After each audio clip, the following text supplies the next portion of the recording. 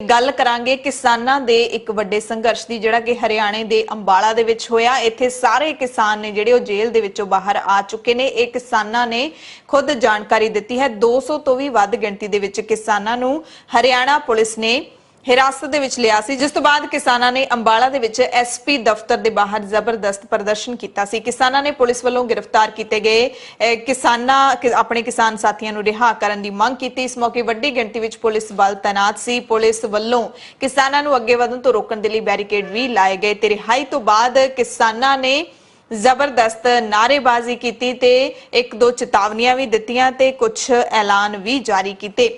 नारे लाए खट्टर मोदी किसान विरोधी, ये जिहड़े उच्ची आवाज दे विच नारे लाए गए ते रिहाई तो बाद वड्डी गिणती विच जुड़े किसानां ने कहा कि असीं बीजेपी लीडर नूं किसी भी पिंड च वड़न नहीं देंगे, पिंडां च प्रोग्राम करन नहीं देंगे, चाहे तुसीं अज मान लो चाहे कल मान लो, असीं अजिहा नहीं करन देंगे। हरियाणा के गृह मंत्री अनिल विज नूं तां असीं बिल्कुल भी बर्दाश्त नहीं करांगे ते लोग खुद दसणगे कि उन्होंने अपने इलाके च काम किन्ना कीता है। एक होर वड्डा ऐलान किया है किसानां ने कि अंबाला ब्लॉक नंबर 1-2 दे सारे किसान 15 अगस्त नूं सवेरे 9 बजे अपने मोटरसाइकिल गड्डियां ट्रैक्टर अपने अपने वाहनां ते अंबाला दी अनाज मंडी पहुंचण। इत्थे किसानां दे वल्लों तिरंगा यात्रा जिहड़ी ओह कड्ढी जाएगी।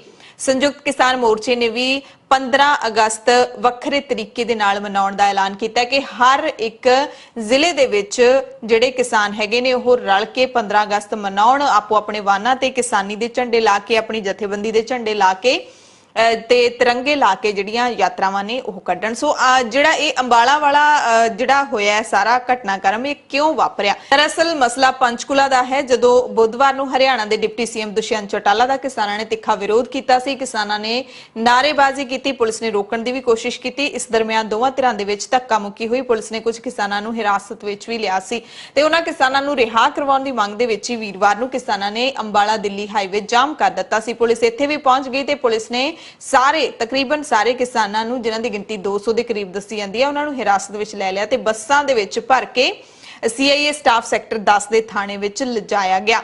ते जदों ये सारियां तस्वीरां सामने आईयां, ये सारी कार्रवाई पुलिस ने कीती तां मोर्चे दे विच मुड़ तो सरगर्म होण वाले किसान लीडर गुरनाम सिंह चड़ूनी ने वध तो वध किसानां नूं शंभू बार्डर ते सद्दिया, जिस तो बाद माहौल जिहड़ा होर तनावपूर्ण होने के आसार बन गए सी। शंभू बार्डर ते चड़ूनी ने कहा सी कि जिन्ना जल्दी पहुंच सकते हो उन्ना जल्दी पहुंचो।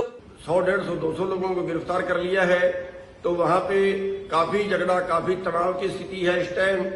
तो आप सभी से बेनती है अंबाला उसके आसपास और जो साथ लगता राजपुरा गनौर का एरिया है पंजाब का, तो ये सारे जल्दी से जल्दी शंभू बैरियर पे पहुंचना है। शंभू बैरियर पे इकट्ठे हो रहे हैं तो ज्यादा से ज्यादा लोग वहां पे पहुंचे, जितने भी आसपास के, चाहे वो यमुनानगर के हैं या पंचकुला के हैं या जो भी उधर के लोग हैं, वो सारे जल्दी से जल्दी शंभू बैरियर पे पहुंचे और वहां पे जो है जाके प्रदर्शन करें। और हमारे जो सीनियर लोग हैं वो भी वहां पे पहुंच रहे हैं, हमने उनको फोन कर दिए हैं। तो एक बार मेरी फिर बेनती है कि आसपास के जितने लोग हैं वो जल्दी से जल्दी अंबाला, यमुनानगर और पंचकुला, गनौर, राजपुरा, ये सभी लोग जल्दी से जल्दी वहां पे पहुंचे। ते इस दे नाल ही किसान लीडर मनजीत सिंह राय ने भी कहा सी कि बीजेपी सरकार किसानां दे नाल धक्का करना बंद करे। हरियाणा सरकार नूं चेतावनी दित्ती राय ने कि जे तुसीं गिरफ्तार कीते किसानां नूं रिहा नहीं कीता तां असीं पूरा हरियाणा बंद कर देवांगे।